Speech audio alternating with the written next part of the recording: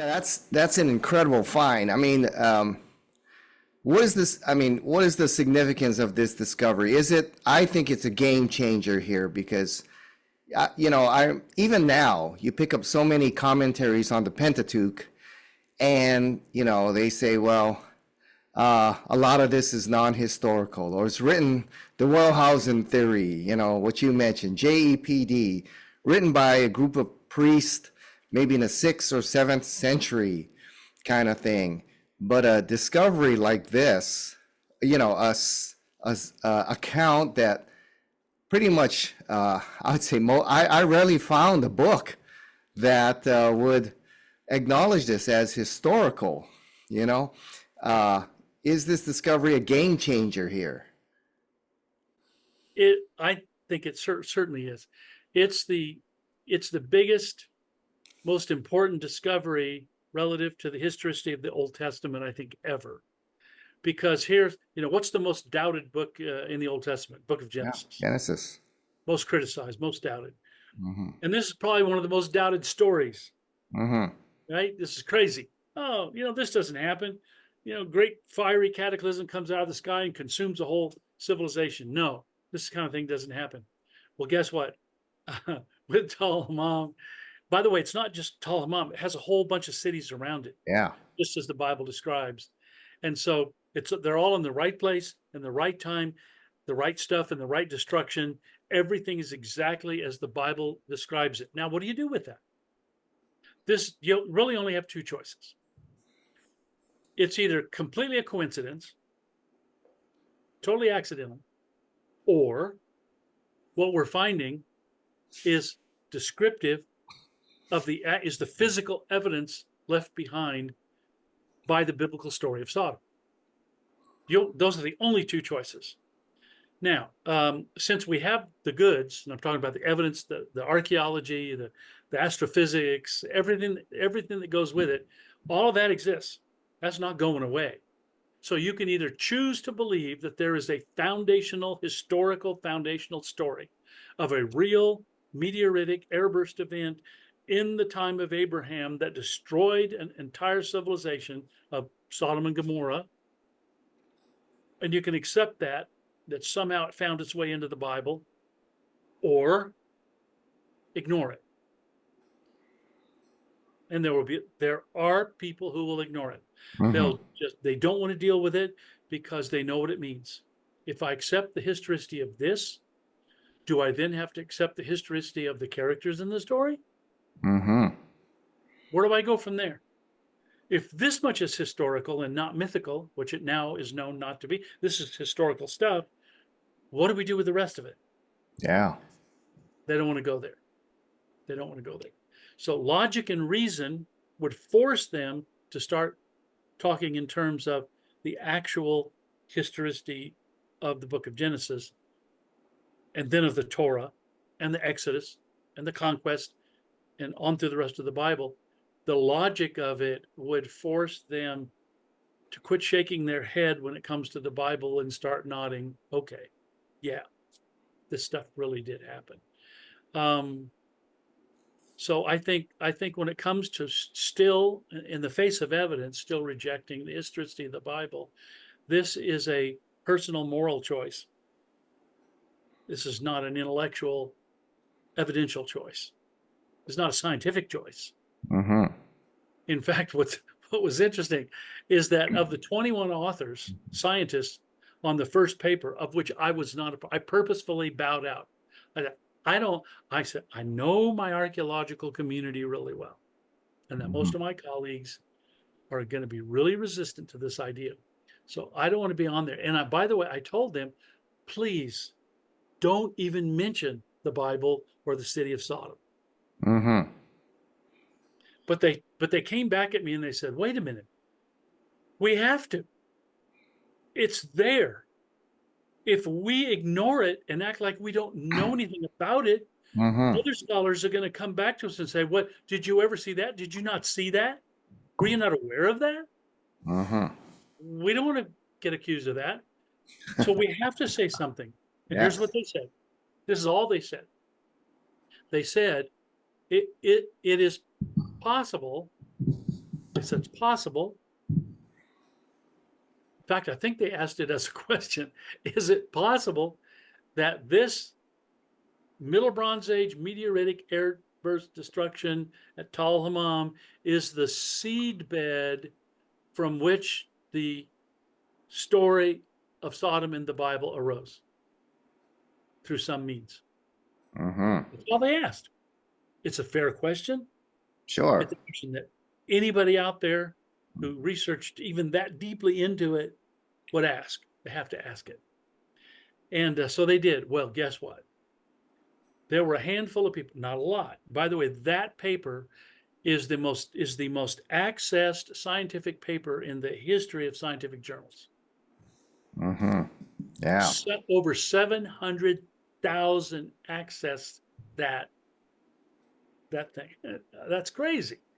I mean, most scientific papers, get a couple hundred, maybe 1,000 Mm-hmm. people who are interested in that stuff. But this thing went crazy. From 139 countries, people accessed this thing. It was off the charts.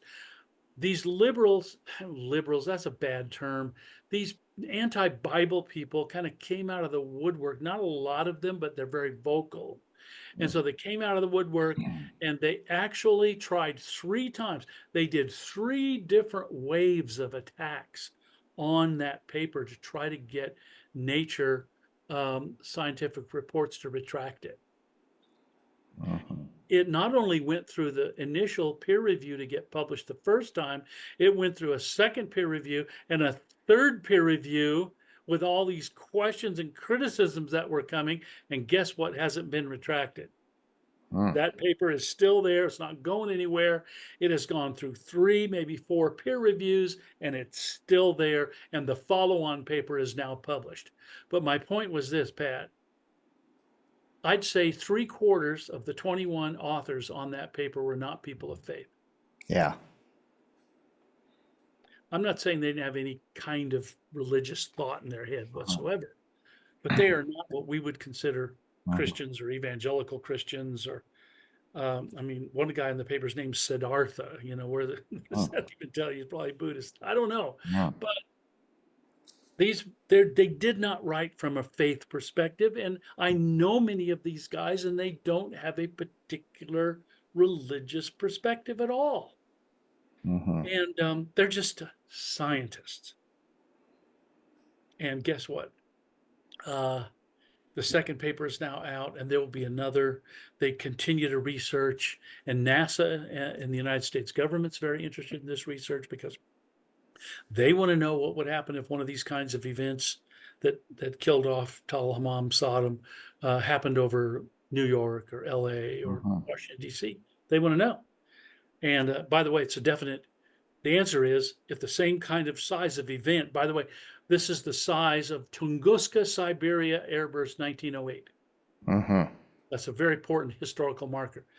A meteoritic airburst exploded over Tunguska, Siberia in 1908 and immediately incinerated 2,500 square kilometers of Siberian forest in the blink of an eye.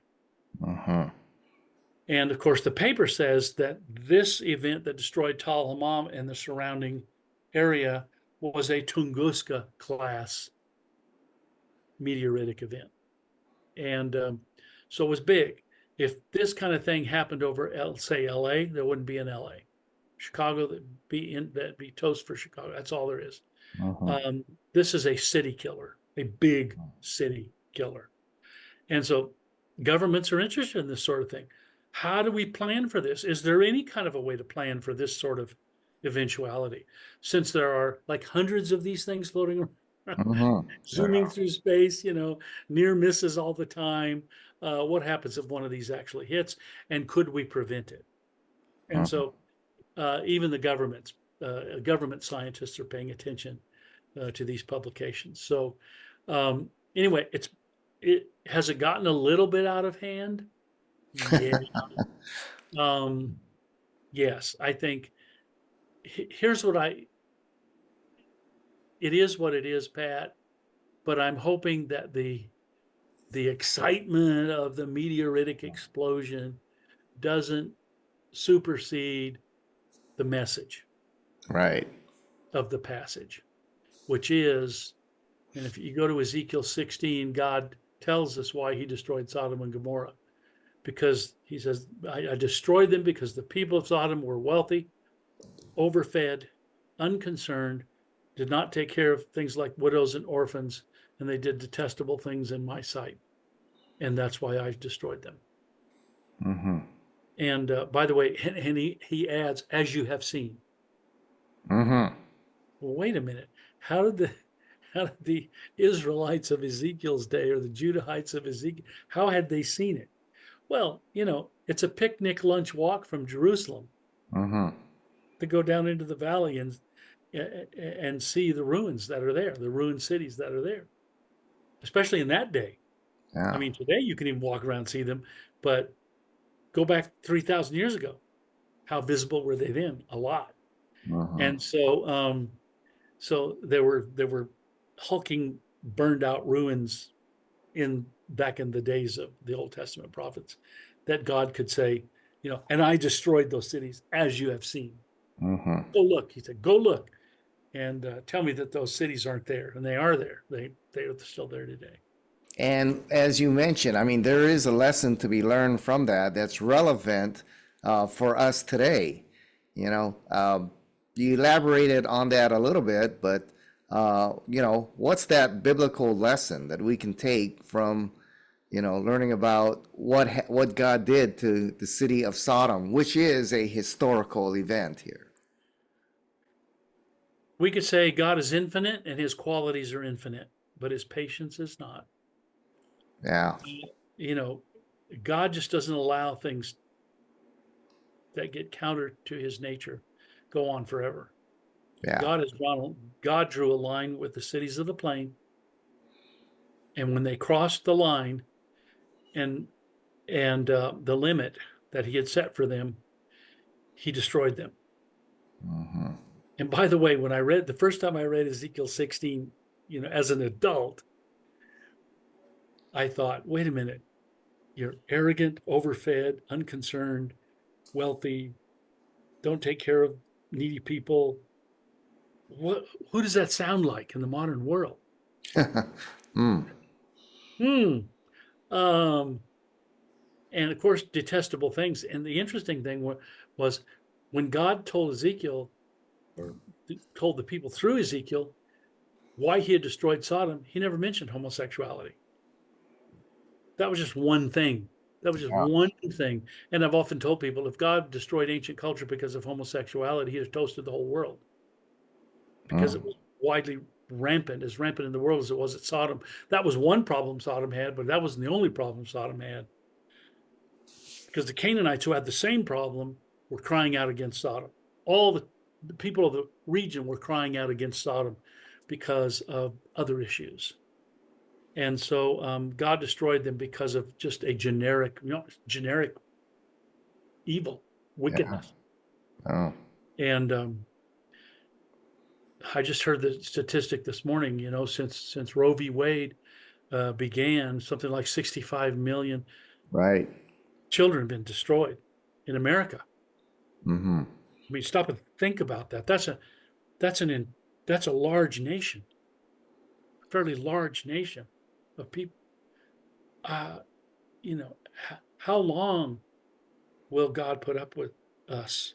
I remember Billy Graham near the end of his life, and Billy Graham's a fair guy. He's not one of these guys that loses his head quickly. Yeah. And he said if God doesn't judge America, he'll have to apologize to Sodom and Gomorrah. And that was a very sobering statement that he made. So it's not only a warning to America, but the churches as well, who refuse to address many of these tough passages and moral issues that the Bible talks about, and stories like Sodom and Gomorrah and the prophets. The churches, need to be speaking out and proclaiming truth, even in these areas that the culture may find very difficult and tough to hear. Yeah, I mean, when you get crossways with culture, that can be, dangerous to your health. Mm-hmm. But the ancient prophets gave their lives They Yeah. were they were willing to put their lives on the line for the truth. There aren't too many people today who do that. Not in the Christian community, not in any community, that will put their foot down and say, we can't tolerate this. Now, of course, I always go back to this because how far do we go in addressing these kinds of issues in culture? Paul didn't write a single verse in all of his writings contra the Roman culture. Mm-hmm. I mean, their practice of abortion, infanticide, all of those things was equally bad to what we do. But what Paul said, Paul's approach was this: unbelievers will be unbelievers, sinners will be sinners. What sinners do is sin. What evil people do is evil. And that's a given. So Paul chose to focus on the preaching of the gospel, on the declaration of the gospel that can change a heart. Mm-hmm. And you can't change a nation's viewpoint on things like abortion and many other issues without changing first their heart. Mm-hmm. Have to change the heart. The only thing, legislation doesn't change hearts. Mm-hmm. Marching and protests and fiery rhetoric from the pulpit or any place else doesn't change hearts. What changes hearts is a personal relationship with Jesus Christ. That'll change your heart. And until your heart gets changed, you don't have the ability to think clearly about any of these issues. Mm-hmm. Yes, it's very well said. Well, it's been a fascinating discussion here. Man, if you want more information, Dr. Collins has written a great book on the discovery of Sodom here. And you can also go, on the internet. There's been several documentaries done on this now, right, Dr. Collins? Yeah, I just came from a restaurant today, and a lady came up to me and said, "Oh, we just watched you on we watched you on TV yesterday." And yeah, they're out there. I think we've done 7 or 8 documentaries, a couple for Mhm. Discovery Channel, I think 4 for National Geographic, and there's a bunch of them out there. And so you can see all this, but also we have a YouTube channel. Dr. Gary Byers and I have a little YouTube channel called Troweling Down. And so if you'll check out Troweling Down, bunch of episodes on there where we talk about archaeology in the Bible. These are fun little episodes.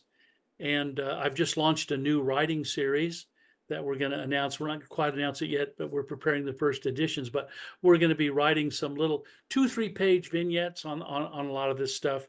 And just so people can have a quick bite that they can give to a friend or pass off to somebody. So look for that. It's called Out of My Mind. Great title. Yes. So, man, if you want to study this whole arena of biblical archaeology, Dr. Collins and his colleagues have a whole series on the internet. They've got books that they've written, but also you are the director of the archaeology program at Veritas International University. So, if you want to study this stuff, seriously, and even earn a degree on that, it's Veritas International University. Tell us about the program, Dr. Collins. Yes, this is very exciting.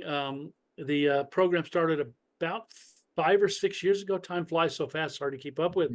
And we always wanted to have a nationally accredited master's and doctoral track in archaeology, and we call it archaeology and biblical history. It's archaeology done with a respectful focus on the Bible, and it's unique.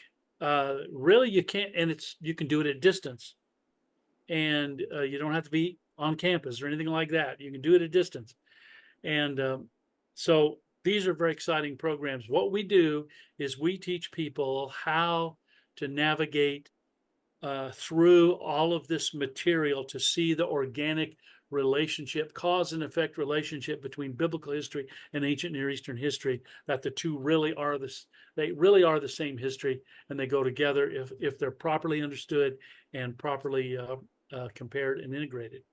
And so that's what we do. And we have, I think now in the Veritas program, I think we just crossed the 50 mark of a little over 50 master's and doctoral students working on their degrees in our program. And That's very exciting. We want to triple that. Yeah. And the more the merrier. We're training up the next generation of people who are going to deal with archaeology and the Bible. Yeah, And that's what we're all about. yeah, I spend so much time defending the historical reliability of the Bible, and when I was looking for Near Eastern archaeology programs, there were several universities that had, but I didn't want to spend all that time and money studying under guys that didn't believe the Bible, and would spend a lot of time having to write under guys that probably wouldn't like my essays or maybe wouldn't pass me because they're coming from a very liberal perspective here. So when Joe Holden told me about the Veritas program, and it's one of a kind, being taught by a team of very high quality archaeologists who actually acknowledge the historical reliability of the Bible, and so that's really one of its kind. I don't know of any where you get to study under world class archaeologists who come from that perspective. Yeah, it's pretty rare, especially for distance, to be able to do it at a distance without having to pick up your life and your family and move Yeah. off to a different city. And there's a couple of other good programs out there. I have to mention Dr. Steve Ortiz's program over at Lipscomb University in Nashville. I have a terrific program, very similar.